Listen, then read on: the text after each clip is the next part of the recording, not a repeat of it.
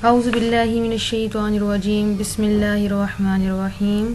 अस्सलाम वालेकुम रहमतुल्लाहि व बरकातुहू। माय डियर स्टूडेंट्स, कैसे हैं आप? ठीक हैं? मैं उम्मीद करती हूँ आप सब ठीक होंगे और अल्लाह पाक आपको अपनी हिफ्ज़ व अमान में रखे।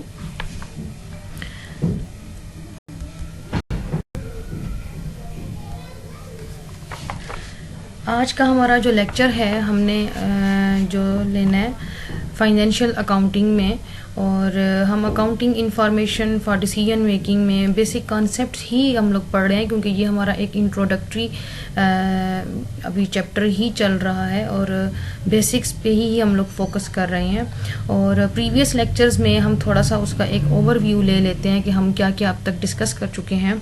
तो हम लोगों ने सबसे पहले ये डिस्कस किया कि अकाउंटिंग क्या है और इसकी इम्पोर्टेंस क्या है, और why it considered the language of business nowadays and for whom this is working, and we have discussed that yes, there are two types of users, internal and external, जिनके लिए हमने फाइनेंशियल इंफॉर्मेशन प्रोवाइड करनी होती है organisation ने, और उनको facilitate करने के लिए अकाउंटेंसी फील्ड है जो हमें हेल्प करती है उन तमाम फाइनेंशियल इंफॉर्मेशन को जनरेट करने में। ठीक है, फिर हमने पढ़ा कि अकाउंटिंग की हमने डेफिनेशन को जनरल सेंस में पढ़ा और टेक्निकल लैंग्वेज में भी हमने सारा उसको डिटेल में डिस्कस किया है। फिर उसके बाद हमने अकाउंटिंग इक्वेशन को डिस्कस किया था कि अकाउंटिंग इक्वेशन क्या है और उसके डिफरेंट एलिमेंट्स क्या हैं, कि उसमें एसेट्स हैं, लायबिलिटीज़ हैं और ओनर्स इक्विटी है। तो एसेट्स को हमने डिटेल से पढ़ा, एसेट्स क्या हैं, उनकी कितनी डिफरेंट टाइप्स हैं, सब डिविजन्स भी हमने पढ़े। फिर उसके बाद लायबिलिटीज़ को पढ़ा कि वो हैं क्या, उनकी डेफिनेशन को पढ़ा और उनके डिफरेंट टाइप्स को पढ़ा है। फिर हमने ओनर्स इक्विटी को पढ़ा है कि ओनर्स इक्विटी क्या होती है और उसकी क्या सब डिविजन्स हैं। तो कैपिटल है, ड्राइंग है, रेवेन्यू एंड एक्सपेंसेस को हमने डिटेल में पढ़ा। फिर उसके बाद हमने अकाउंटिंग इक्वेशन की एक दो एग्जाम्पल हमने की एज अ क्लास असाइनमेंट आपकी अंडरस्टैंडिंग के लिए। तो आज हम जो लर्निंग ऑब्जेक्टिव हमारा है वो हमने ये स्टडी करना है कि demonstrate that how certain business transactions affect the elements of accounting equation. Different जो हमने एलिमेंट्स हम जो लास्ट लेक्चर में पढ़ चुके हैं कि बिज़नेस को भी हमने डिस्कस किया कि बिज़नेस क्या होता है और ट्रांजैक्शंस क्या होती हैं। तो जो ऑर्गेनाइजेशन में डेली बेस पे होती हैं ट्रांजैक्शंस, और जो ट्रांजैक्शंस हुई हैं चाहे एक हुई है, दो हुई हैं, जितनी भी हुई हैं, हर बिजनेस ट्रांजैक्शन का इम्पैक्ट है, असर रखती है एक जो हमारे एलिमेंट्स हैं, यानी कि एसेट्स हैं, लाइबिलिटीज़ हैं, ओनर्स इक्विटी है, रेवेन्यू है एंड एक्सपेंसेस हैं। तो हर एक ट्रांजैक्शन एक टाइम में दो चीज़ों पे असर डाल रही होती है। यानी कि अगर एक कोई ट्रांजैक्शन हुई है तो उसमें या तो एसेट इफेक्ट होगा या साथ में कोई लाइबिलिटी इफेक्ट होगी, या एसेट इफेक्ट हो रहा है तो साथ में कोई ओनर्स इक्विटी पे उसका इम्पैक्ट जा रहा होगा। अगर ओनर इक्विटी इम्पैक्ट हो रही है तो साथ में रेवेन्यू या एक्सपेंस कोई असर ले रहा होगा या दे रहा होगा। इसी तरह यानी कि इन बिजनेस ट्रांजैक्शंस का इफेक्ट होता है। तो जो बिजनेस ट्रांजैक्शंस हैं वो किसी एक हमारे एलिमेंट में, यानी कि जो हमने पढ़े थे asset, liabilities, owners equity, expense and revenue, उसमें या तो इंक्रीज लाती हैं या डिक्रीज लाती हैं। ये हम आगे पढ़ते हैं कि कौन सी ट्रांजैक्शन कैसे उसमें इंक्रीज लाती है या डिक्रीज लाती है।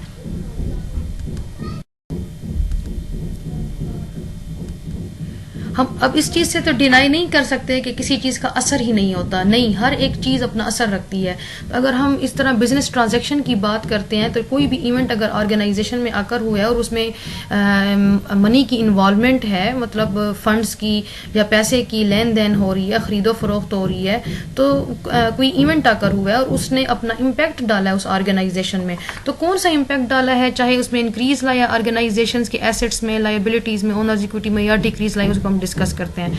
और transaction that increase the total assets, यानी कि आपने कोई भी ऐसी ट्रांजैक्शन की है कि जिससे आपकी जो असासाइजात हैं, जो आपकी मलकियत है, उसमें इजाफा हुआ है, तो इसका मतलब ये है कि आपकी टोटल लाइबिलिटीज भी बढ़ जाएंगी ऑटोमेटिकली और आपकी ओनर्स इक्विटी में भी इंक्रीज आएगा। इसी तरह कोई भी ट्रांजैक्शंस है जिसकी वजह से आपकी टोटल एसेट्स, यानी कि जो आपकी असासाइजात हैं, उसमें अगर कमी आई है, तो इसी तरह सिमिलरली आपकी लायबिलिटीज या ओनर इक्विटी में भी कमी आएगी। कुछ ट्रांजैक्शंस ऐसे हैं कि जिसमें या तो वो इंक्रीज लाते हैं एक एसेट में और रिड्यूस कर देते हैं दूसरे एसेट को। यानी कि हमने बात की है कि अगर कोई भी ट्रांजैक्शन होगी वो एक ही वक्त में दो चीज़ों पे असर डाल रही होगी, यानी कि एसेट पे या लाइबिलिटी पे, या लाइबिलिटी पे या ओनर, इन तमाम एलिमेंट्स में किसी दो पे असर ज़रूर होगा। तो ये भी हो सकता है कि वो एक ही टाइम पे एक ही कैटेगरी के, यानी कि अगर एसेट्स हैं तो वो ही इफेक्ट हो रहे हो। हमने एसेट्स की टाइप पढ़ी है, यानी कि उसमें कैश भी है, मार्केटेबल सिक्योरिटीज भी हैं, प्रीपेड हैं, इन्वेंट्रीज हैं। अगर फॉर एग्जांपल मैं उधार पे जाके अपने जो है किसी भी दोस्त से आप कंप्यूटर खरीदते हो, ठीक है, आपने उनसे कहा है कि आप मुझे दे दें और मैं आपको 1 महीने के बाद जाके पेमेंट करूंगा, तो ये आपने एक बिजनेस ट्रांजैक्शन तो कर ली, यानी कि लेन देन तो हो गई जिसमें पैसे की इन्वॉल्वमेंट भी है। अब आपने जो कंप्यूटर खरीदा है, लैपटॉप खरीदा है, वो क्या है, आपका एसेट है, क्योंकि वो इकोनॉमिक रिसोर्स है जिसको आप अपनी प्रोडक्शन प्रोसेस के लिए यूज करेंगे। आपका प्रोडक्शन प्रोसेस क्या है, यानी कि एज अ स्टूडेंट आपने जो स्टडी करनी है।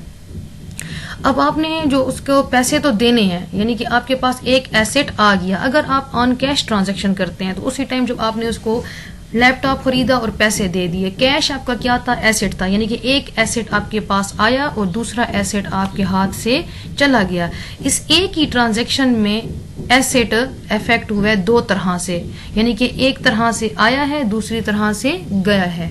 तो आप इसको यही कह सकते हैं कि यानी कि एक ही टाइम में एसेट जो है वो एक टाइम में इंक्रीज भी ला सकता है, दूसरे टाइम में डिक्रीज भी ला सकता है। और इसी तरह भी हो सकता है कि एक ही ट्रांजैक्शन में दोनों चीजों में इंक्रीज आ जाए। किस तरह, अगर आपने उधार पे किया है कि आपने उसे कहा है कि मुझे लैपटॉप दे दो, मैं आपको पेमेंट जो है वो 1 महीने बाद करूंगा, तो आपने क्या किया, अपनी एसेट भी खरीद लिया और साथ में अपने सर के ऊपर उधार भी आपने ज्यादा कर लिए, चढ़ा लिया, उधार चढ़ा लिया अपने सर के ऊपर। तो जब आपने लायबिलिटी जनरेट कर दी, यानी कि एक ही ट्रांजैक्शन हुई जिसमें पैसे की लेन देन भी हुई, ठीक है, एसेट में इंक्रीज आया, यानी कि आपके पास जब एक चीज आ गई तो समझो कि वो एसेट में इंक्रीज ले आई, और साथ में आपने अपनी लायबिलिटी भी बढ़ा दी, तो लायबिलिटी में भी इंक्रीज आ गई, ठीक है। जब आप उसको 1 महीने बाद जाके पेमेंट करेंगे, यानी कि फिर ट्रांजैक्शन होगी, तो वो ट्रांजैक्शन क्या होगी कि आपने, आपके सर पे जो उधार था वो कम हो गया, तो क्या चीज में कमी आ गई, आपके उधार में, यानी कि लायबिलिटी में कमी आ गई। जब आपने पेमेंट की है तो वो आपके सर पे उधार था, तो पेमेंट किससे करेंगे, पैसे से करेंगे, कैश, तो कैश आपके सर से चला गया, तो यानी कि आपके हाथों से चला गया, तो एसेट में कमी आ गई। तो ये वो ट्रांजैक्शन है जिसमें यानी कि एसेट में कमी आई, यानी कि एक एलिमेंट इफेक्ट हो रहा है इंक्रीज में और दूसरा हो रहा है डिक्रीज में। तो इसी तरह के डिफरेंट ट्रांजैक्शंस होते हैं जो अफेक्ट करते हैं हमारे इन एलिमेंट्स को, जो हम अकाउंटिंग इक्वेशंस के एलिमेंट्स हैं। Regardless of the nature of the specific transaction, the accounting equation must stay in balance at all time. अच्छा, जब इंक्रीज आती है या डिक्रीज आती है, हमने ये कोशिश करनी होती है कि हमारी जो अकाउंटिंग इक्वेशन है वो बैलेंस में रहे, यानी कि दोनों साइड्स बराबर होने चाहिए। बराबर का मतलब यह है कि जो एसेट की कीमत है जितनी भी है, तो लायबिलिटीज और ओनर्स इक्विटी दोनों मिल के उनकी भी वही टोटल कीमत बने जो एसेट की है। ये नहीं है कि एसेट में ज्यादती आ जाए या इन दोनों की अमाउंट में कमी हो तो अकाउंटिंग इक्वेशन बैलेंस नहीं होगी। नहीं, अकाउंटिंग इक्वेशन की दोनों साइड्स जो हैं इक्वेशन के वो बराबर रहने चाहिए। अब हम आगे नेक्स्ट जो स्लाइड्स में इसके क्वेश्चन सॉल्व करते हैं कि कैसे अकाउंटिंग, ये जो बिजनेस ट्रांजैक्शंस हैं डिफरेंट, चाहे उसमें इंक्रीज के हैं, डिक्रीज के हैं, एसेट्स के हैं, लायबिलिटीज के हैं, वो कैसे इफेक्ट लाते हैं अकाउंटिंग इक्वेशन पे। अब जिस तरह फॉर एग्जांपल मिस्टर सज्जाद नाम का कोई ओनर है, ठीक है, वो अपना एक बिजनेस ओपन करना चाहता है और उसने क्या ओपन किया, कंप्यूटर प्रोग्रामिंग सर्विस वो ओपन करना चाह रहा है, ठीक है। अब हम देखते हैं कि एक एक ट्रांजैक्शन, जब उसने बिजनेस ओपन किया तो डिफरेंट टाइप की ट्रांजैक्शंस होंगी। अब हर एक ट्रांजैक्शन कैसे होती है और हम अकाउंटिंग में उसकी रिकॉर्डिंग कैसे करते हैं, इस चीज़ को गौर से समझिएगा, क्योंकि आपने इन्हीं ट्रांजैक्शन की बेस पे आगे मैं आपको क्वेश्चन दूंगी जो कि आपने हर एक ट्रांजैक्शन को अंडरस्टैंड करना है और फिर उसकी रिकॉर्डिंग करनी है। अब जिस तरह उसकी एक ट्रांजैक्शन 1 है कि वो सबसे पहले क्या कर रहा है कि अमाउंट इन्वेस्ट करेगा, यानी कि मालिक है अपना जो है उसमें फंड्स की इन्वेस्टमेंट करेगा। इधर जिस तरह उसने $15,000 की जो है इन्वेस्टमेंट की है, इन्वेस्टमेंट करेगा तो वो कैश की फॉर्म में आएगा। कैश उसका क्या है, एसेट, ठीक है। उसने अपना एक बिजनेस स्टार्ट किया है कि उसको हम कहते हैं सॉफ्ट बाइट के नेम से उसने किया है। अब ट्रांजैक्शन हम इसकी रिकॉर्ड करते हैं तो कैसे करेंगे, assets is equal to liabilities plus owners equity है, ठीक है। एसेट्स वाली साइड पे हमने पढ़ा था कि कितने टाइप्स के एसेट्स हैं, करंट एंड फिक्स्ड एसेट। तो उसने जो भी करंट एसेट की में इन्वेस्टमेंट की है या फिक्स्ड एसेट में की है, वो आप इधर लेफ्ट साइड पे लिख लेंगे, ठीक है। और राइट साइड पे जो इक्वेशन की राइट साइड है वहां पे लायबिलिटीज हैं। लायबिलिटीज को हमने डिस्कस किया था, दो तरह की होती हैं, note payable and account payable, ठीक है। तो जो भी उसने चाहे यानी कि अकाउंट जुबानी कलामी उसने अपनी लायबिलिटी जनरेट की है या रिटर्न लिख के दिया है तो वो नोट पेएबल होगा, जुबानी कलामी है तो अकाउंट पेएबल है, ठीक है। और फिर आगे जो है ओनर्स इक्विटी है, तो ओनर्स इक्विटी हमारा कौन है, हमारा ओनर्स का नेम आएगा यानी कि मिस्टर सज्जाद कैपिटल जो बनेगा। तो देखें बच्चे, इस ट्रांजैक्शन में उसने पैसा लगाया है अपने बिजनेस में, तो उसने इंक्रीज क्या आया एक एसेट में। एसेट कैश आपका क्या है, एसेट में क्या आ गया, इंक्रीज आ गया, कितने का, 15,000 का।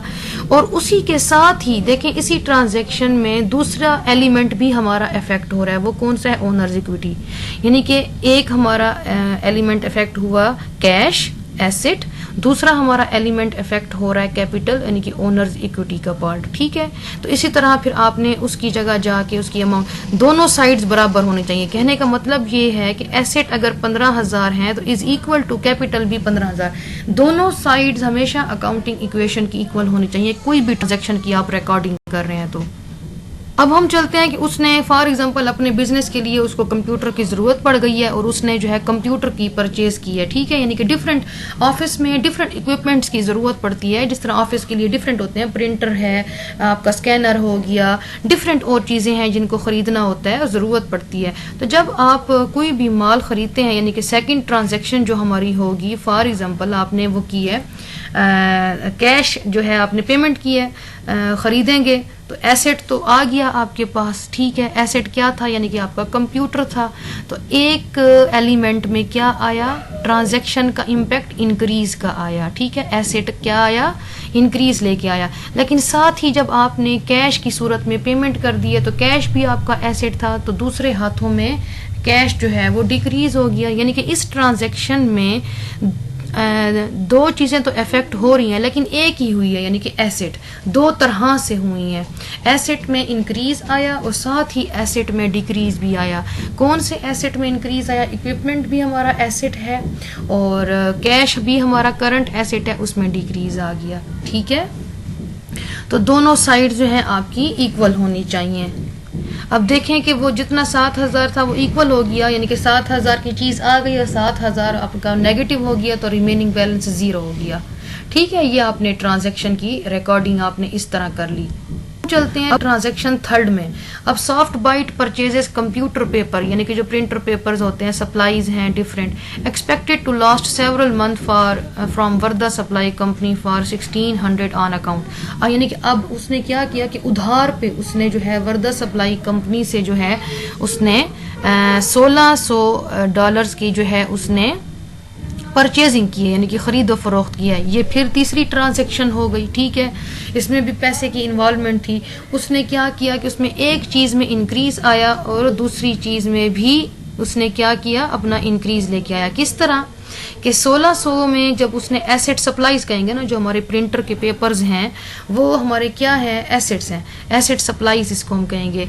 ये किसमें इंक्रीज आया 1600 का, और साथ में उसने उधार पे जो ट्रांजैक्शन की है उसने पेमेंट तो नहीं की अभी, तो साथ में उसने अपना अकाउंट पेबल भी इंक्रीज कर दिया। अब इस ट्रांजैक्शन में हमारे दो एलिमेंट इफेक्ट हुए हैं, एक एसेट दूसरा लायबिलिटी। एसेट में किस तरह इफेक्ट आया है, इंक्रीज का, और लायबिलिटी में कौन सा इफेक्ट आया है, उसमें भी इंक्रीज का आया है, ठीक है। इस तरह आपने ये देखें ट्रांजैक्शन रिकॉर्ड कर लेनी है कि सप्लाईज के नीचे आपने 1600 की अमाउंट लिखनी है और साथ में लायबिलिटी के लिए आपने उधार की ट्रांजैक्शन की है तो अकाउंट पेएबल की जगह लिखेंगे। अगर आपने उसको रिटर्न लिख के दिया होता तो फिर आप नोट पेएबल की जगह लिखते। तो यहाँ पे आपने 1600 जो है आपने लिख देना है, ठीक है। या देखें आप इक्वेशन की दोनों साइड्स इक्वल हो गई और इसी तरह ये आपकी पूरी एक शीट बनती जाएगी, यानी कि जो जो ट्रांजैक्शन होती जाएगी फिर आपने साथ में लिखते आना है नीचे, फिर आपने बैलेंस करते जाना है, बैलेंस की जगह टोटल करके। फिर हम देखते हैं कि उन्होंने सॉफ्ट बाइट ने एक चौथी ट्रांजैक्शन की है, $1200 cash from customer for programming services it has provided, ठीक है। अब यहाँ पे उसने जो है अपनी कस्टमर्स के लिए जो है ट्रांजैक्शन की है तो उसको सर्विसेज प्रोवाइड करेगा अपनी, तो कैश में उसकी इंक्रीज आया है कितने का, उसको जो कैश रिसीव हुआ है अपने कस्टमर से 1200 का। और ये जो हम जब भी हमारे एसेट्स इंक्रीज होते हैं, हमने पीछे पढ़ा था कि जब भी एसेट्स इंक्रीज होंगे तो ये हमारी ओनर्स इक्विटी में भी इंक्रीज लाते हैं। तो 1200 का जो कैश आया, इसका मतलब यह कि हमने सर्विसेज, हमारी आमदन थी, क्योंकि हमारा काम था, हमने अपनी प्रोग्रामिंग सर्विसेज देनी है कस्टमर्स को, कस्टमर हमें हमारी सर्विसेज के बदले हमें पे करेंगे, और जो हमारी आमदन होगी वो हमारी ओनर्स इक्विटी में जाती है। तो हमारी आमदन इंक्रीज लाती है ओनर्स इक्विटी में। तो देखें आपने 1200 ओनर्स इक्विटी के हेड में लिखना है, यहाँ से आपके पास कैश भी आ गया, यानी कि आपका एसेट इंक्रीज हुआ और साथ में ओनर्स इक्विटी। ये रिकॉर्डिंग का एक स्पेसिफिक तरीका है कि एक वक्त में दो चीज़ें इफेक्ट हो रही होती हैं, यानी कि ये ट्रांजैक्शन जो हुई है, तो इस ट्रांजैक्शन में जो आपने सर्विसेज प्रोवाइड की हैं अपने कस्टमर्स को, आपकी ओनर्स इक्विटी में भी इंक्रीज आया है, वो ओनर्स इक्विटी में इंक्रीज आया है आपकी आमदन की वजह से, जो आपकी आमदन आपने प्रोवाइड की है, यानी कि सर्विस रेवेन्यू, और साथ में आपका कैश तो ऑटोमेटिकली इंक्रीज हो गया, तो कैश आपका एसेट है। तो एक वक्त में दो चीज़ें इफेक्ट हुई हैं, आपका एसेट और ओनर्स इक्विटी। अब ट्रांजैक्शन 5 की तरफ चलते हैं, यानी कि डिफरेंट टाइप्स की ट्रांजैक्शंस होती हैं। अब आपने क्या करना है कि receives a bill for $250 for advertising its business but pays the bills on a later date. अब आपने अपने बिजनेस की एडवर्टाइजिंग करनी है, लेकिन आपने ये कहा है कि मैं उस पर खर्चा तो $250 का है एडवर्टाइजिंग का, लेकिन मैं पेमेंट जो है कुछ अरसे के बाद जाके करूंगा आपको, ठीक है। अब तक हमारा जो बैलेंस चल रहा है, यानी कि ये जो शीट आप बनाते जाएंगे, यहाँ पे तो स्लाइड्स में मैं सिर्फ आपको बैलेंस दिखा रही हूँ और उसके नीचे हम न्यू ट्रांजैक्शन की एंट्री कर रहे हैं। जब आप करते आएंगे तो 1 से लेके पूरी 10 ट्रांजैक्शन की एक टेबल बन जाएगी आपके पास। अब ये देखें कि उसने 5th ट्रांजैक्शन की रिकॉर्डिंग कर रहा है।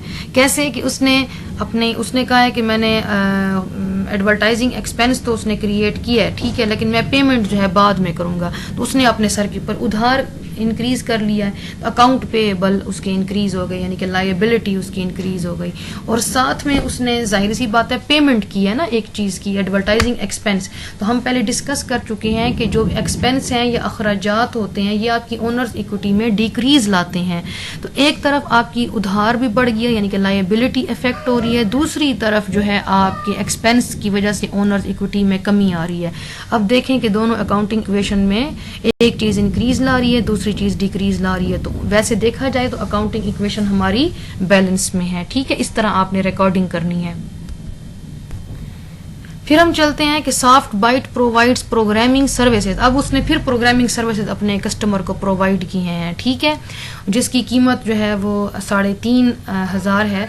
और उसके लिए उसने जो है कैश जो रिसीव किए अपने कस्टमर से 3,500 उसकी टोटल कीमत है, उसमें से उसके कस्टमर ने उसको सिर्फ 1500 पे किया है और बाकी का कहा है कि मैं आपको बाद में पे कर दूंगा। यानी कि जो वो बाद में आपको कस्टमर पे करेगा वो भी आपके हिस्से में आने तो हैं, यानी कि आपने अभी उससे रिसीव करना है। तो ये आपके क्या हो गए, रिसीवेबल्स जनरेट हो गए इस ट्रांजैक्शन में, ठीक है। तो जो रिसीवेबल्स आपके जनरेट हुए हैं, ये जो आपको बाद में पे करेंगे, ये आपके क्या है, अकाउंट रिसीवेबल, ठीक है। अब इसकी हम ट्रांजैक्शन रिकॉर्ड करते हैं। ये देखें कि टोटल उसकी जो कीमत थी वो थी 3,500, ठीक है। जो आपके टोटल आपकी आमदन है ना, तो आमदन के इंक्रीज से आपकी टोटल ओनर्स इक्विटी में इंक्रीज आया। देखें 3,500 हमने उधर लिख दिया ओनर्स इक्विटी के हेड में।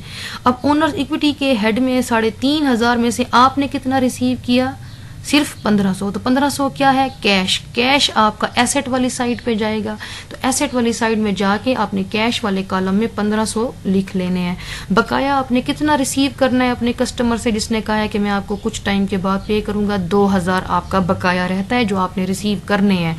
तो 2000 जो है वो आपके रिसीवेबल्स के हेड में जाएगा, ठीक है। तो 1500 और 2000 टोटल देखें, अकाउंटिंग की इक्वेशंस को हम ऐड करेंगे तो 3,500 ही हो रहा है। तो दोनों साइड्स को देखें इक्वल होनी चाहिए, ठीक है। अब इस ट्रांजैक्शन में 3 चीजें इफेक्ट हुई हैं, यानी कि एक इसमें आपकी ओनर्स इक्विटी इंक्रीज हुई है, ठीक है।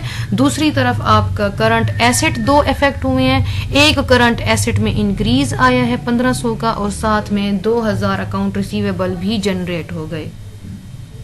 अब हम चलते हैं ट्रांजैक्शन 7 में। अब इसमें उसका क्या है कि उसने अपने जो अखराजात थे वो पे किए हैं। कौन कौन से अखराजात? फॉर एग्जांपल उसने जो स्टोर रेंट पे लिया हुआ था उसकी पेमेंट की है, उसने जो अपने एम्प्लॉयज़ हायर किए हुए तो उनको तनख्वाहें दी हैं, ठीक है। डिफरेंट यूटिलिटीज़ हैं, यानी कि बिजली का बिल, गैस का बिल, डिफरेंट उसकी जो यूटिलिटीज़ एक्सपेंसेस हैं वो उसने पे करने हैं। और हम पढ़ चुके हैं पिछले लेक्चर में कि एक्सपेंसेस जो आपके अखराजात होते हैं ये आपकी ओनर्स इक्विटी में डिक्रीज लाते हैं, ठीक है। अब ये जो ट्रांजैक्शन हुई है इस ट्रांजैक्शन में आपकी एक तो ओनर्स इक्विटी में डिक्रीज आया है, ठीक है। दूसरा, जब आप पेमेंट कर रहे हैं तो पेमेंट करेंगे कैश की फॉर्म में। कैश आपका क्या है? एसेट, तो एसेट में कमी आएगी, ठीक है। अब हम इसको देखते हैं, इसकी हम रिकॉर्डिंग किस तरह करेंगे इस ट्रांजैक्शन की। आपने कौन सा रेंट एक्सपेंस पे किया है, ठीक है, $600 का। फिर आपने तनख्वाहें दी हैं $900 की। यूटिलिटीज़ के एक्सपेंसेस आपने किए हैं $200 के, ठीक है। इन तीनों चीज़ों की देखिए, हमने जो चीज़ ब्रैकेट में लिखते होते हैं इसका मतलब ये है कि ये इस चीज़ में कमी ला रहा है। हम मैथमेटिक्स में किसी चीज़ को जब कमी आ रही हो तो उसको हम साथ में माइनस लिखते हैं। अकाउंटिंग में हम माइनस नहीं लिखते होते, हम उस अमाउंट को स्मॉल पैरेंथेसिस में यानी कि छोटी ब्रैकेट के अंदर लिखते हैं। तो ये देखने वाले के लिए, ऑडियंस के लिए ये इशारा होता है कि अच्छा ये अमाउंट जो है ये नेगेटिव है, यानी कि चली गई है या हमने पे कर दिया है। तो देखें इस ओनर्स इक्विटी में भी हमारी कमी आ रही है। इधर से कैश भी हमसे चला गया, ठीक है, 600 का, $900 और 200 का। अगर आप कैश की कॉलम में देखें तो ये दोनों साइड्स अगर हम इक्वेशन के देखते हैं तो वो भी इक्वल ही हैं। चलते हैं ट्रांजैक्शन 8 की तरफ कि जो उसने अपनी जो एडवर्टाइजिंग एक्सपेंसेस थे उसने ले तो लिए, लेकिन उसने कहा था मैं पेमेंट बाद में करूंगा। जब आप पेमेंट करेंगे तो कैश की फॉर्म में करेंगे, तो आपकी जब कैश जाएगा यानी कि नेगेटिव अमाउंट हो जाएगी, और साथ में आपने उधार पे जो लिया था तो लायबिलिटी जो आपने उस टाइम अपने सर पे चढ़ा ली थी, अब जब पे करेंगे तो उधार आपके सर से उतर गया। तो जब सर से उधार उतर जाता है इसका मतलब यह है कि आपकी लायबिलिटी में कमी आ गई। तो इस ट्रांजैक्शन में दो एलिमेंट्स इफेक्ट हो रहे हैं, एक लायबिलिटी का एलिमेंट, ठीक है, जिसमें कमी आ रही है, और दूसरा कैश का एलिमेंट यानी कि एसेट आपका इफेक्ट हो रहा है, उसमें भी रही है। तो अकाउंटिंग इक्वेशन देखें, दोनों साइड्स इक्वल हो रही हैं। अब हम ट्रांजैक्शन 9 की तरफ जाते हैं कि उसने जो कस्टमर को अपनी सर्विसेज पे की थी और उसने कहा था कि मैं आपको बाकी की अमाउंट जो है वो बाद में जाके दूंगा, ठीक है। अब उसकी हम ट्रांजैक्शन कैसे करेंगे कि देखें, उसने कैश 600 का रिसीव कर लिया है, ठीक है। तो जब उसने कैश रिसीव कर लिया है और अपने सर पे जो उसने रिसीवेबल जनरेट किए थे, जब एक चीज़ रिसीव हो गई तो रिसीवेबल्स कम हो गए, ख़त्म हो गए। तो देखें एक तरफ उसका 600 कॉलम के हेड में देखें कैश इंक्रीज आ रहा है, और दूसरी तरफ ही कैश ही एसेट ही इफेक्ट हो रहा है। कौन सा एसेट? अकाउंट रिसीवेबल, जिसमें एक इंक्रीज है दूसरा डिक्रीज में आ रहा है, ठीक है। अब हम चलते हैं ट्रांजैक्शन 10 की तरफ कि मिस्टर सजाद को ज़रूरत पड़ गई, उसने जो है कंपनी के अकाउंट में से 1300 जो है वो निकाल लिए अपने पर्सनल यूज़ के लिए, जिसको हम ड्राइंग्स कहते हैं, तो उसने विदड्रॉ कर लिए। तो जब भी विदड्रॉ करता है ओनर अपने कंपनी के अकाउंट में से, तो ओनर्स इक्विटी पे कौन सा इम्पैक्ट आता है? डिक्रीज का, यानी कि अमाउंट में कमी आ जाती है, कैश निकल गया ना वहाँ से। तो देखें, तो 1300 उसने निकाला तो ओनर्स इक्विटी में कमी आ गई। साथ में देखें दूसरा कौन सा एलिमेंट अकाउंटिंग का इफेक्ट हो रहा है? कैश, यानी कि कैश में कमी आ गई, इधर से ओनर्स इक्विटी में कमी आ गई। कमी आती है या ज्यादती आती है किसी भी एलिमेंट में, लेकिन इफेक्ट दो एलिमेंट जरूर होते हैं हर एक ट्रांजैक्शन में। तो ये इसका एक स्पेसिफिक फॉर्मेट है बच्चे, हमने हर एक स्लाइड में एक एक ट्रांजैक्शन की रिकॉर्डिंग देखी है। आपने इसी तरह एक एक ट्रांजैक्शन की रिकॉर्डिंग करते जाना है और नीचे जो है उसका बैलेंस करते जाना है, फिर दूसरी ट्रांजैक्शन को, फिर तीसरी को, इसी तरह आपने रिकॉर्ड करना है और आपकी टेबल में आ जाएगी।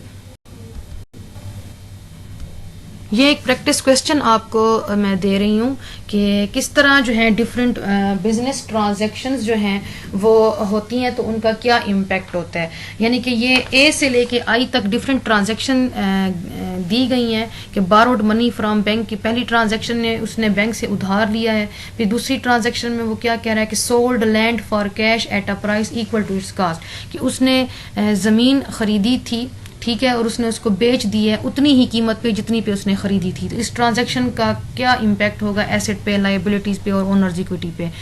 पेड लायबिलिटी, यानी कि जब आप लायबिलिटी पे करते हैं तो इसका इम्पेक्ट इस ट्रांजैक्शन का अकाउंटिंग इक्वेशन में कैसे आएगा। यानी कि अगर आप लायबिलिटी को पे करते हैं तो इसका मतलब ये है कि कैश जो है वो चला जाएगा डिक्रीज में और लायबिलिटीज भी कम हो जाएंगी। Return for credit some of the office equipment previously purchased on credit but not yet paid for, ठीक है। Sold land for cash at a price. अब आपने इन तमाम ट्रांजैक्शंस की रिक्वायरमेंट किया है, indicate the effect of each of these transaction on the total amount of company assets liabilities and owners equity. यानी कि ये जो अकाउंटिंग इक्वेशन के 3 एलिमेंट्स हैं इनके ऊपर क्या इम्पैक्ट है। आपने जस्ट ये इन कोड लेटर के जरिए आपने लिखना है कि अगर इसमें एसेट में इंक्रीज आ रहा है तो आपने उसके नीचे आई लिखना है, लायबिलिटीज में इंक्रीज या डिक्रीज आ रहा है तो आपने इंक्रीज के टाइम आई लिखना है, डिक्रीज के टाइम डी लिखना है। अगर कोई भी इफेक्ट नहीं है तो आपने एन ई लिखना है, ठीक है। इसको ये आपको बता रही हूँ कि आपने कैसे सॉल्व करना है। इसी तरह आपने एक टेबल बनानी है, ठीक है। उसका सोल्यूशन यही होगा। ये फर्स्ट मैं आपको इसका करके दिखा रही हूँ सोल्यूशन इस क्वेश्चंस का, कि पहली जो इसकी ट्रांजैक्शन थी उसमें उसने कहा है कि जो है इसमें इसका क्या इम्पैक्ट होगा एसेट्स पे या लायबिलिटीज़ पे या ओनर्स इक्विटी पे। तो फर्स्ट वाला जो है इसमें एसेट में इंक्रीज आया है, ठीक है, लायबिलिटीज़ भी साथ में इंक्रीज हो गई हैं और जो है उसकी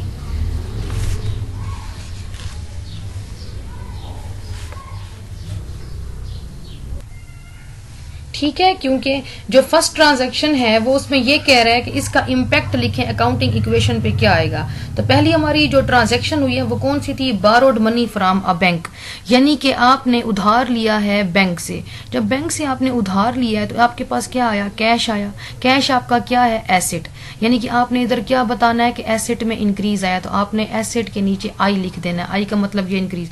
साथ में कौन सा दूसरा एलिमेंट इफेक्ट हो रहा है, देखें कि आपने उधार पे जब चीज़ ली है तो आपने साथ में अपनी लायबिलिटी जनरेट कर दी है। तो लायबिलिटीज़ में क्या आया, उसमें भी इंक्रीज, तो आपने लायबिलिटी के कॉलम के नीचे लिख देना है। ओनर्स इक्विटी पे फिलहाल कोई इफेक्ट नहीं आया, ठीक है, तो आपने उधर एन ई लिख देना है। तो आपका ये पहली इक्वेशन की जो ट्रांजैक्शन के इम्पैक्ट था वो आपने लिख लिया। इसी तरह फिर आपने जो इसका सेकंड ट्रांजैक्शन है वो कौन सी थी कि sold land for cash at a price equal to its cost. तो आपने इसकी जगह भी ऐसे ही लिखना है कि एसेट पे क्या इम्पैक्ट आया, एसेट पे तो कोई इम्पैक्ट नहीं आया, ठीक है, ना लायबिलिटीज पे इम्पैक्ट आया है और ना ही ओनर्स इक्विटी पे, क्योंकि जितने की कॉस्ट आपने जमीन खरीदी है उतने पे ही बेच दी है, तो जीरो इम्पैक्ट। फिर उसके बाद है पेड अ लायबिलिटी, आपने लायबिलिटी जो आपके सर पे थी वो आपने कर दी है, ठीक है। तो यानी कि जब आपने पे किया है तो किस सूरत में पे किया है, कैश की फॉर्म में, तो कैश आपके पास क्या है, एसेट है, चला गया, यानी कि डी लिखेंगे आप, एसेट की जगह कॉलम में डी लिखेंगे कि इसमें डिक्रीज आया है। तो साथ में लायबिलिटी आपने पे कर दी, यानी कि आपके सर पे जो उधार था वो कम हो गया, तो उसकी जगह भी आप इस तरह डी लिखेंगे, ठीक है। आपने जस्ट इस तरह टेबल में डिफरेंट इन ट्रांजैक्शन का इम्पैक्ट देखना है। आपने ये क्वेश्चन सॉल्व करना है, ये आपकी असाइनमेंट है। इसी तरह ये सेकंड एक क्वेश्चन है कि for each of the following categories, ठीक है, इधर अब ट्रांजैक्शन दी गई हैं, ठीक है, इसमें इंक्रीज और डिक्रीज लाया गया है कि इनका आपने बताना है एग्जांपल्स के साथ कि अकाउंटिंग इक्वेशन पे क्या इम्पैक्ट आया, ठीक है, कि increase an asset and increase liability. कोई भी एक ऐसी आपने एग्जांपल मुझे देनी है कि जिसमें एक ट्रांजैक्शन में इन दो चीज़ों पे इफेक्ट आया हो कि एसेट आपका इंक्रीज हो गया और लायबिलिटी साथ में इंक्रीज हो गई, ठीक है। फिर इस तरह बी में आपने मुझे कोई एक ऐसी एग्जांपल आपने लिख के देनी है कि जिसमें कोई ऐसा मुझे ट्रांजैक्शन बतानी है कि जिसमें एसेट में कमी आ रही है और लायबिलिटी में भी कमी आ रही है।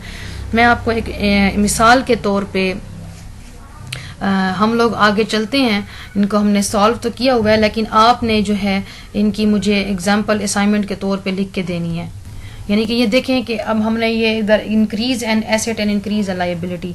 फॉर एग्जांपल आपने कोई कंप्यूटर ख़रीदा है, प्रिंटर ख़रीदा है, कोई भी चीज़ ख़रीदी है तो वो आपके पास क्या आ गया, इंक्रीज एन एसेट। और साथ में अगर आपने उधार पे ख़रीदा है तो आपने साथ में लायबिलिटी जनरेट कर दी, तो ये क्या होगी, इंक्रीज़ इन लाइबिलिटी। जिस तरह इधर मैंने उसका आंसर किया हुआ है हर एक ट्रांजैक्शन के नीचे, आपने भी मुझे इसी तरह असाइनमेंट में सॉल्व करके देने हैं, ठीक है।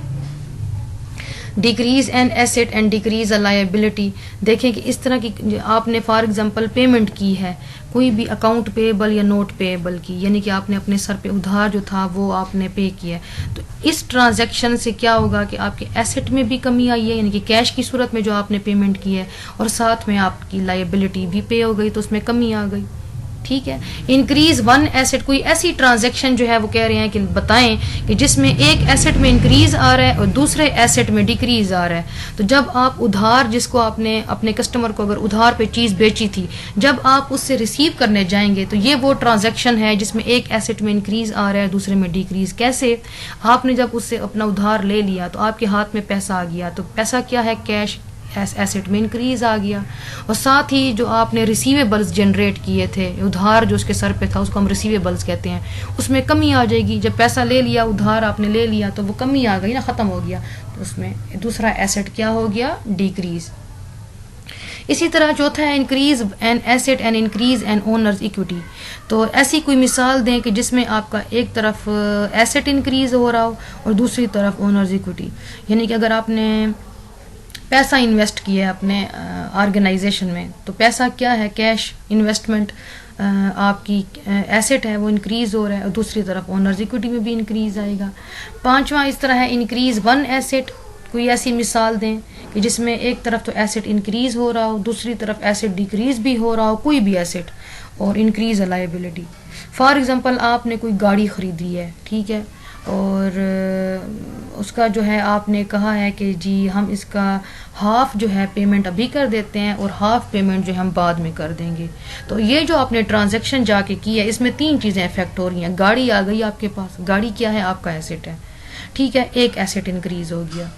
दूसरा कौन सा एसेट? हमने कहा है कि एसेट में डिक्रीज भी आई, तो आपने जब पेमेंट की है कैश की, तो कैश क्या था? आपका करंट एसेट था। दूसरा इम्पैक्ट भी आपका कैश पे गया, किसका? डिक्रीज का इम्पैक्ट गया, ठीक है। तीसरी आपने क्या है कि उधार आपने कहा है कि मैं बाद में पे करूंगा हाफ अमाउंट, तो आपने लायबिलिटी भी जनरेट कर दी, ठीक है। तो ये आपकी यानी कि लायबिलिटी में इंक्रीज ले आया, यानी कि इस ट्रांजैक्शन में तीन चीज़ें इफेक्ट हो रही थी, एक एसेट में इंक्रीज, एक एसेट में डिक्रीज, और तीसरी लायबिलिटी में इंक्रीज। इसी तरह की बच्चे आपने मुझे डिफरेंट एग्जांपल्स देनी है, जो ऑर्गेनाइजेशन में डिफरेंट किस्म की ट्रांजैक्शंस होती हैं, तो आपने मुझे ये लिख के देनी है। ज़रूरी नहीं है कि ये जो आपने मैंने इस स्लाइड्स में लिखी हैं तो आपने भी वही देनी है, इसी तरह मिलती जुलती आपने मुझे देनी है, ठीक है। ये हमारी अकाउंटिंग इक्वेशन है। आपने इसी तरह ही एसेट्स के नीचे जो हमारे करंट एसेट हैं, फिक्स्ड एसेट लिखने हैं, लायबिलिटीज़ की जगह उसकी जो हमने टाइप्स पढ़ी हैं, account payable, note payable, other payable, ये लिखने हैं। ओनर्स इक्विटी की जगह आपने लिखना है और क्वेश्चन को आगे सॉल्व करना है। ये आपकी होम असाइनमेंट है, ठीक है, कि ये आपका क्वेश्चन है जो आपको दिया गया है, और आपने जो है इनमें जो ABCDEF 5 ट्रांजेक्शन्स हुई हैं, आपने इनको यहाँ से आइडेंटिफाई करना है और रिकॉग्नाइज करना है कि इनका क्या इम्पैक्ट हुआ है। अब आपको मैं सिर्फ मिसाल के तौर पे सिर्फ पहली जो हमारी A वाली ट्रांजैक्शन है उसका मैं बता रही हूँ कि जिस तरह इसमें वो लिखा हुआ है कि पर इक्विपमेंट के कॉलम में देखें तो 3200 प्लस में जा रहा है, और कैश को देखें तो 3200 माइनस में जा रहा है। इसका मतलब क्या है कि इक्विपमेंट आपका क्या था? एसेट था। इस ट्रांजैक्शन में एक एसेट में तो इंक्रीज आ रहा है, दूसरे एसेट में डिक्रीज आ रहा है। तो इस ट्रांजैक्शन को हम कैसे रिकॉर्ड करेंगे कि आपने एक एसेट इंक्रीज हुआ है तो मतलब आपने खरीदा है, परचेज किया है, तो आपने क्या परचेज किया? परचेज इक्विपमेंट किस तरह? For cash. आपने कैश अगर जा रहा है, इसका मतलब यह है कि आपने उधार पे कोई ट्रांजैक्शन नहीं की, आपने कैश ट्रांजैक्शन। तो अगर आपने इक्विपमेंट खरीदा है तो आपके पास क्या आ गया? Purchase equipment for cash at a cost of $3200। तो इसी तरह आपने BCDE और F की आपने ट्रांजैक्शन लिखनी है, ठीक है। ये आपका क्वेश्चन नंबर 1 है। नंबर 2 में हम लिखते हैं कि आपने इसी तरह एक शीट बनानी है जिसके ऊपर पहले क्वेश्चन में तो मैंने आपसे इस तरह की ट्रांजैक्शन मांगी थी और इस क्वेश्चन में मैंने ट्रांजैक्शन दे दी है और आपने उसी तरह टेबल में जाके रिकॉर्ड करनी है कि फॉर एग्जांपल मिस्टर सज्जाद जो ओनर है इसने 25,000 की इन्वेस्टमेंट की है, ठीक है, बैंक अकाउंट में जाके अपने पैसे जमा कराए हैं। तो बताएं इसकी इधर कैसे आप इंक्रीज या डिक्रीज इस शीट में लिखेंगे, अकाउंटिंग इक्वेशन में इसका क्या इम्पैक्ट होगा। ठीक है, ये आपकी जो है वो इन पांचों ट्रांजैक्शन को आपने इस टेबल में लिखना है। थर्ड भी इसी तरह की ही क्वेश्चन है कि आपने इन पांचों छठे जो 6 के 6 ट्रांजैक्शन जो इधर गिवन है, ठीक है, आपने जो है इस टेबल में जो है जाके आपने रिकॉर्ड करने हैं। Thank you so much my dear student. ये 3 क्वेश्चन मैंने आपको दिए हैं, आप इस लेक्चर को गौर से देखें कि कैसे हर एक ट्रांजैक्शन का इम्पैक्ट कैसे होता है और उनको हम कैसे रिकॉर्ड करते हैं। आपने एक ऐसी टेबुलर फॉर्मेट में आपने मुझे तीनों क्वेश्चन सॉल्व करके देने हैं इन्हीं 3 या 4 दिन के अंदर, ठीक है। और ये सिर्फ आपकी असाइनमेंट के लिहाज से नहीं है, क्योंकि जो चीज़ मेरी असाइनमेंट में होगी वही आपके क्विज़ और एग्ज़ाम में होगी। तो अगर आपने असाइनमेंट को सॉल्व नहीं किया तो आप अपने एग्ज़ाम्स के लिए भी खुद जिम्मेदार हैं, ठीक है। किसी भी क्वेश्चन की समझ ना आए तो आप मुझसे कांटेक्ट कर सकते हैं। मैंने इस क्वेश्चन जब ट्रांजैक्शन एनालिसिस कर रहे थे तो मैंने डिटेल से बताया। अब गौर से सुने, एक बार समझ नहीं आती तो दूसरी बार सुने, दूसरी बार नहीं है तो तीसरी बार सुने, आपको अंडरस्टैंडिंग हो जाएगी, ठीक है। उसके बाद जाके आप इन क्वेश्चंस को सॉल्व करें। Thank you so much my dear student, खुश रहें, अल्लाह हाफिज़।